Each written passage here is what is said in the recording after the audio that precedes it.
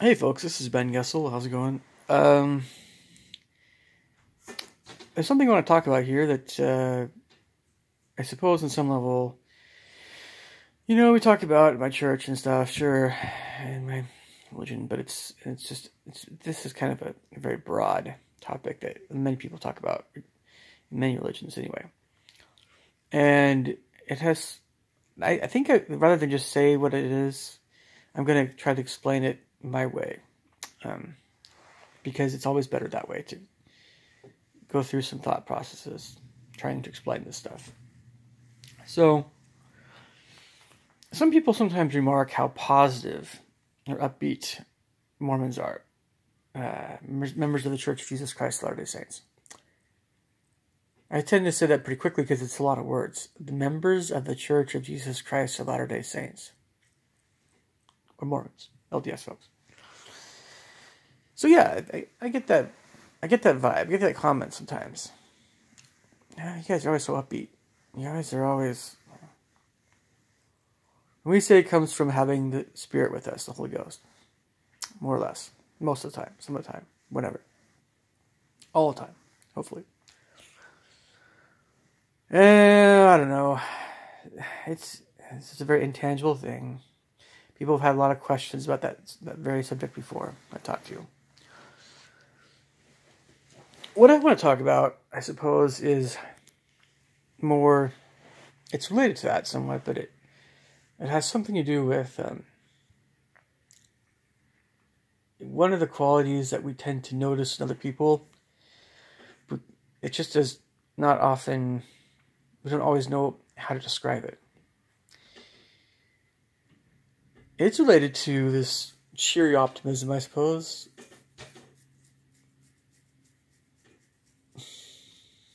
It's kind of like, if you take any given day, let's just go through a day. An average day for an average person. I'm going to kind of keep things general. Let's just talk about a dude in the United States, America. Not going to college. He's done with college. Maybe he has this day off from whatever he does for work. Which, let's say he works at a bank. Not a fun job at all. Not a fun job. So he has a day off. What is he going to do? Well, let's say this person likes to do creative writing. It has a girlfriend, but maybe they're not super serious. Maybe he's just whatever. They do stuff. I don't know. Beginning stages of being a girlfriend, boyfriend, maybe. I don't know. So they're going to do something later on that evening. But before then, so he's into creative writing. So he spends a bit of time after taking care of morning stuff, doing some creative writing. And he wants to do other things that day as well. So maybe he goes do a little bit of shopping for nice things to give his date. Maybe a little bit of that. Maybe just get out of the house for a bit. And while he's on the road, he is listening to the radio. Let's say he actually enjoys classical music. So he's listening to some classical music. Maybe he has a car, he just discovers his Bluetooth and I'm going to plug in my YouTube to the car instead of listening to the classical radio station. I know I'm inferring that this is the Seattle area because some places don't really have classical radio stations. I understand that. But so then he starts listening to his own playlists on YouTube. Anyway. While he's doing different things. And he's in a pretty good mood. Let's fast forward to the date. I won't go into too much detail, but basically, for some reason, the guy finds it kind of hard to talk to the girl about more meaningful things for some reason. I don't know. She's just kind of distant, and she's just kind of, insecure, or awkward, or I don't know what it is. And eventually takes her home, and they're done, and it's like, so is everything okay? Is everything cool? We're still good? She's like, yeah, but I don't know. I'm tired, So he's obviously bummed out. He just gets the feeling that she doesn't want to talk. He doesn't want to push the situation. So this is just somebody I completely made up in my own mind just now. I had no preconceived notions or thoughts about this person whatsoever. I really didn't. I kept it pretty open too, on purpose. How is this person likely to feel that evening? You tell me. How is this person likely to feel? How would any of us feel? And if you're a woman, how would you feel if this was just change the situation and you're the person we're talking about? Same thing happened to you. How would you feel?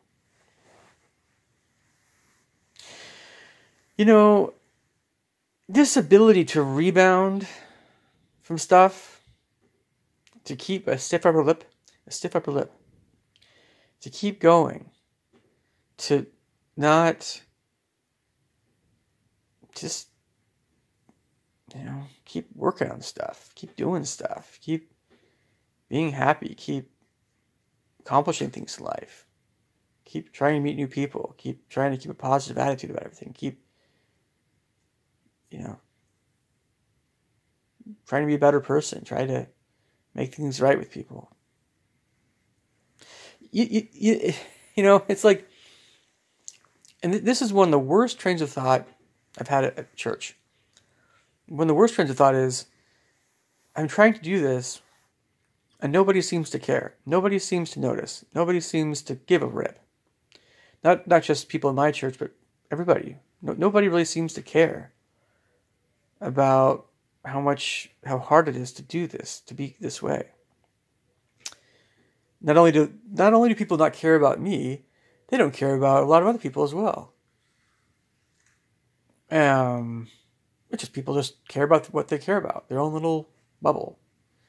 And if they don't have their bubble, they're trying to make a bubble, or they're trying to, I don't always know why some people want to only associate with certain kinds of people. I have largely given up on that train of thought when I was younger, because it's really a very depressing and negative train of thought. It usually ends up being that way, even if I end up being a lot more aware and understanding of people and whatever. Because you realize that some people just are not worth knowing, and it makes you love humanity less when you know people like that. And that's just not good for anybody's soul. So that's why I just put that stuff out of my mind. And I'll let that person live their life, and they will figure out things in time, and hopefully, my camera sometimes is a little fuzzy. I'm sorry. Just whatever. I'm sorry. It's just out of my control. It'll refocus here in a sec. It's not like my videos have often a lot to show you, unless they're intentionally supposed to be that way. Anyway.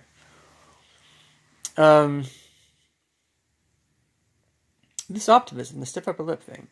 And where do you get the strength to keep going and do whatever it is you're doing? Where does that come from? I'll be honest, when it comes to my own psyche, my own nature, let me just tell you how I tick. Let me tell you what's going on. But I can't tell you everything. But there are spiritual forces at work that help me out. I know that. I don't take them for granted at all. Maybe I'm not always very aware of them. Maybe I could be more loving and grateful. I know I could be. But they are definitely very real, because it's something that you feel. It's not tangible, but it's still very real. I have an active mind. I have a very busy mind. if there's any time that I am not asleep or meditating, and it's very difficult to meditate for me because it's literally an activity where you're forcing yourself to not think about anything for an extended period of time, more or less. However you want to phrase it, however you want to think of it, that's essentially what we're talking about. It's very good for you, but it's very hard. It can be very hard for people to have very active minds. So my mind is always going like gangbusters. It always has been that way. That's just how I naturally am. That's my natural personality. No, I definitely am not a shallow person, not by any stretch of the imagination. I'm quite the opposite. I always have been. I've always been more mature beyond my years in some respects, and also rather naive and not as up with other people my age when I was younger or whatever. That's always been the case. I've always been much more advanced in some areas and not as advanced in other areas. So a lot of this stuff I can't do anything about. It's just the way I was born. This all being the case, having an active mind and having a lot of good things in my life, the two things, along with spiritual things, that's just a third element. So there's the spiritual strengthening things that are going on that I often can't see and feel. Well, I can feel, but I don't often identify. There's the things in my life that are more positive. And then there's just my active mind. And my active mind drives everything. So many things that I do in life. Those three things. And those three things are enough. And, I can only have one or two friends at one point in time. One or two people I'm actually talking to. Whoever they are. It still wouldn't change the fact that there are still positive things in my life and good things. And I have an active, busy mind. So I could have 1,000 things that are terrible. And a handful of things are good. And because there's a handful of things that are good, even if those things are mostly spiritual and I have an active, busy mind, I'm still going to be okay. But it's not easy. Because this life is about pain on some level. And if you haven't experienced pain, or if you haven't experienced heartache, just give it time. Just give your life some time. More experiences in life. And if you're largely free from a lot of pain in these things in life, okay, great.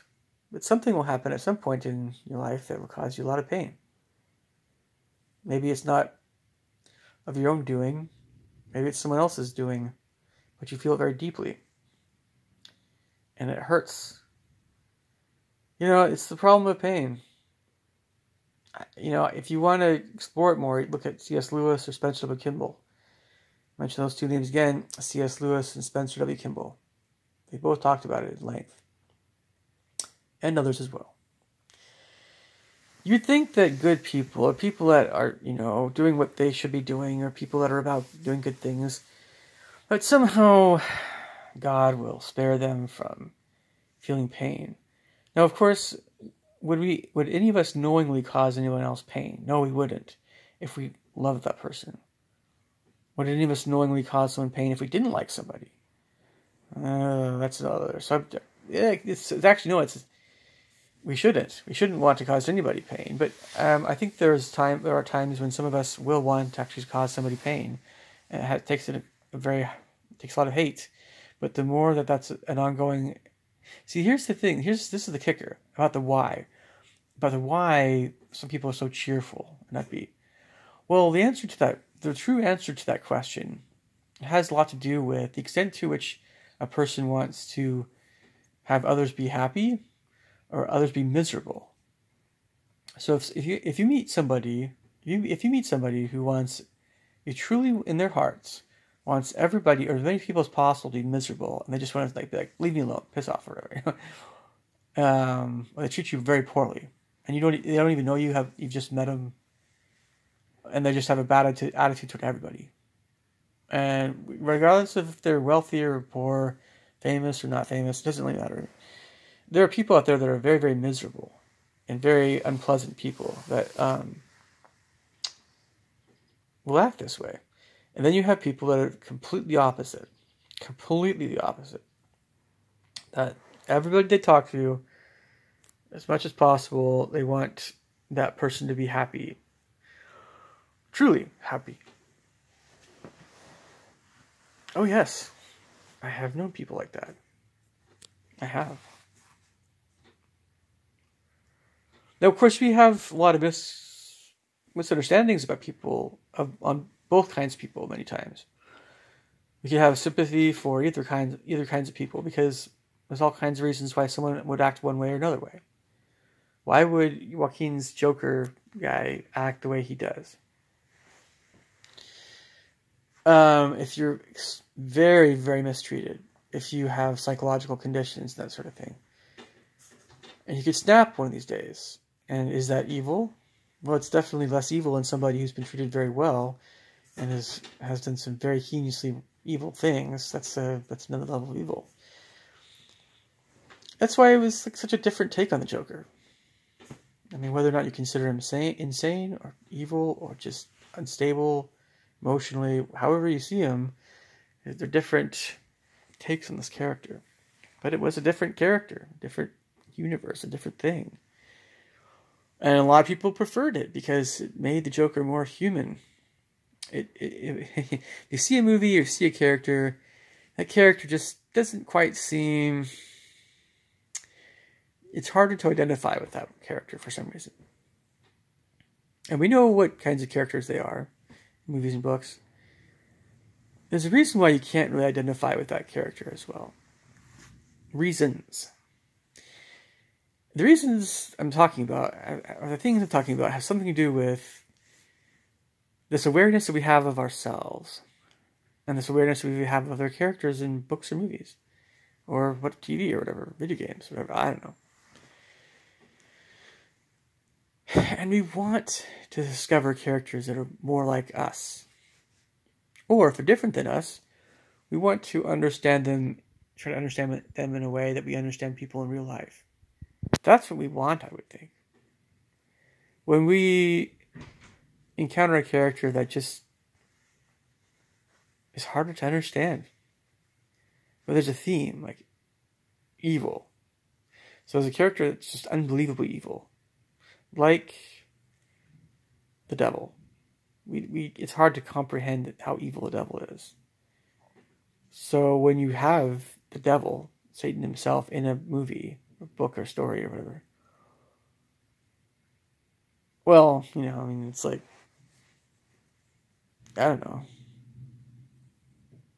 It's harder to relate to him. Which one of us can relate to him? The devil. This is somebody you don't ever want to meet. If you do, well, you'll be telling us about it on YouTube for quite some time, I'm sure. And some of you guys probably not. Maybe you'd be scared out of your mind. Like, maybe it's something you don't want to talk about.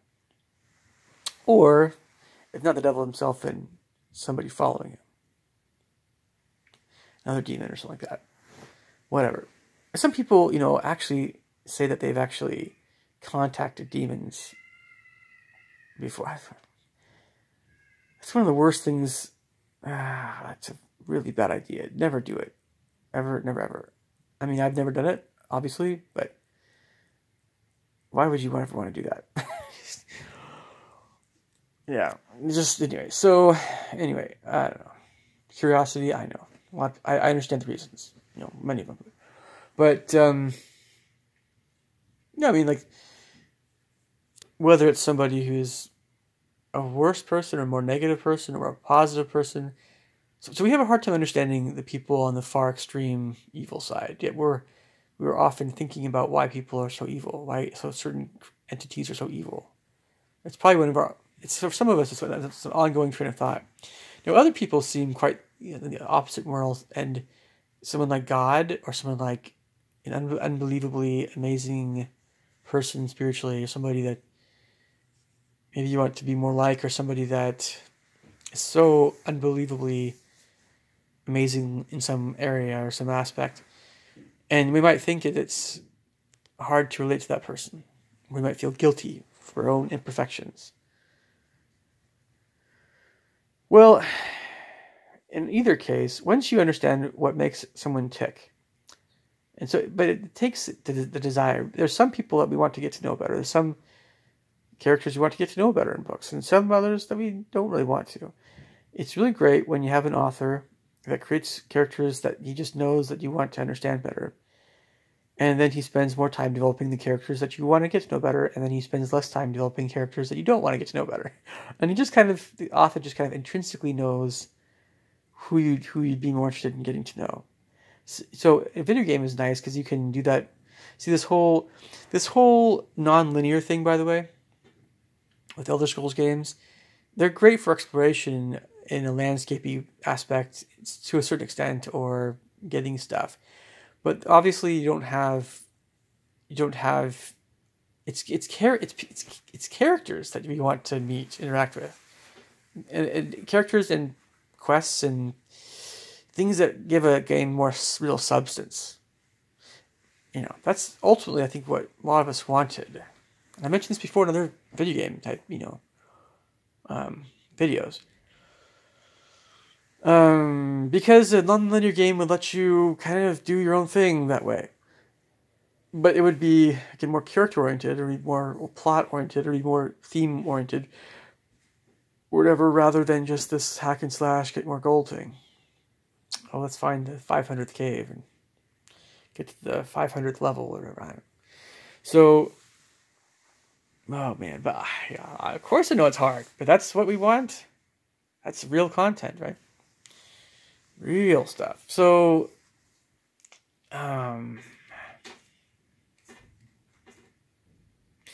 yeah, on that positive end again, there's some people that fake it. We don't really like that too much, but at least we respect the fact that people are trying to be pleasant, and they're trying to help people feel good around them, even though they don't feel so great. Yeah. But you can tell when somebody's sincerely miserable and a nasty person, or when someone is sincerely a loving, very good person. It's something that you can feel, something you can sense.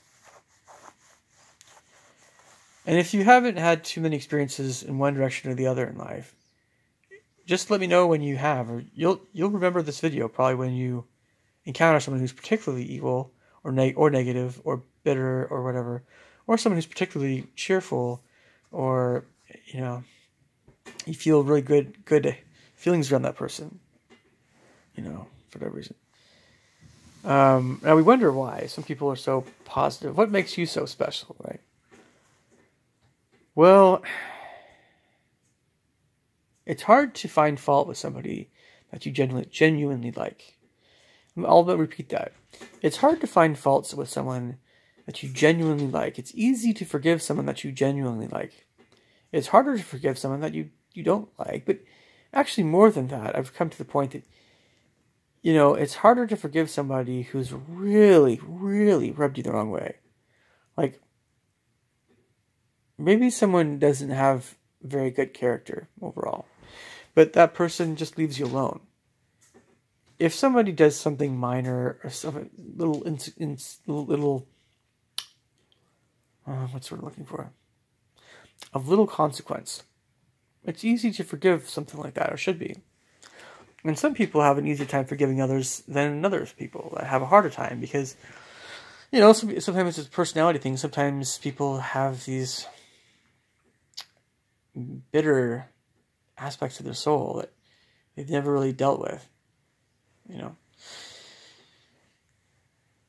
But it's not healthy to be around really negative people all the time. It isn't. And if, there's anything I want to wrap up this video with, it's this need for all of us, and those of us who are more negative, to deal with that and try to become more happier, positive people, however we can. And if you guys need some help in that area, I can definitely give you some help. Don't look for all these books about self-help books. No. Trust me. I just ask me a question about this stuff. This is not rocket science. If you want to go spend gobs of money on psychologists and books, by all means, go ahead and do that. It's not that complicated of a thing, but oh gosh, I'm trying to thought here. We need to surround ourselves with positive people. We need to try to, it's not push away people that are negative. Rather, it's, we need to try to build others up as well. Because a lot of people are we're all kind of gray on some level. Very few of us are particularly angelic, I think, comparatively. But it's not a good idea to push someone away for little things or for things that should be forgivable. That's not a good idea. And there are people that are shunned because they are very evil in reality. But what happens to the eternal welfare of that being? If a person is in a really dark place and they've been pushed away from people that are really good, what is God going to think of that situation? Right? Man, folks, this is about as religious as I've ever been in any of my videos. But yet, in a way, I don't like that term because this is life. This is so much of the meat of life. It's easy to be happy and to be... It's easy to treat people well when they treat you well and when you feel great around that person. It's easy to feel buoyed up by people that are good people. It is not easy to deal with unpleasant people. It is not easy to slowly become more embittered over time because of being around all these bitter people that are very wicked and unpleasant and unkind and immoral and cruel and all this stuff. And whenever you feel the slightest glimmer of anything positive, and you've been in a dark place, even if it's outside of your own soul, or if it's affected your soul, when you feel the slightest glimmer of hope from some person, how much, it's like having an apple after a whole year of no fruit, or something like that. What would that taste like? How would that feel? I went for 2 weeks without basically any fruit, and the first raspberry I tasted was just amazing. It truly was a good raspberry, but it's like, how many of us really understand this whole thing? And we say that we're Christian. This is one of the most central tenets to Christianity I can think of, is the very aspect of being Christ-like. Folks, it doesn't get much more Christ-like or Christian than all these concepts having to do with faith, repentance, forgiveness of others, mercy, justice, long-suffering, this kind of stuff. And it's universal. Christianity was always meant to be universal. It was never meant to be only for one people. It's meant to be for everybody. Otherwise, it wouldn't be true. Otherwise, it would just be something conjured up, man-made. But it's not. It's real. It's universal. But people get it wrong. We get it wrong about who we should spend time with. We should spend time with good people, but is it only good people that we should be spending time with? If we spend time, most of the people, we want to spend time with people that we want to spend time with, that we have more in common with, but I mean,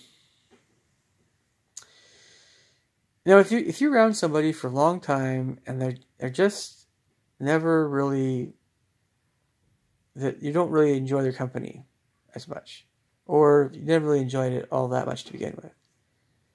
Great. If things ever go south for that person, don't sweat it. You were always a very great person. I'm sure you were always a great friend to that person. If you did your best to be a good friend to that person, you did your best. I know I know when I've done my best in my relationships with people and when I haven't done my best. I know. If God would ask me these questions, I would know. For every single person I've ever known, did I do my best to get along with that person? Yes or no? Yes for that person, no for that other person. Why no for this person? Well, because I could tell you guys. Yeah. But, I mean, it's, if somebody actually lives a life where they're only ever around good people, oh, that'd be great. Oh, that's a great life, right? Well, okay. What's the downside of that? For now, none of us are perfected yet. That means that we still have these things we need to work on in our souls, and there are reasons why we are living in the state that we are living in.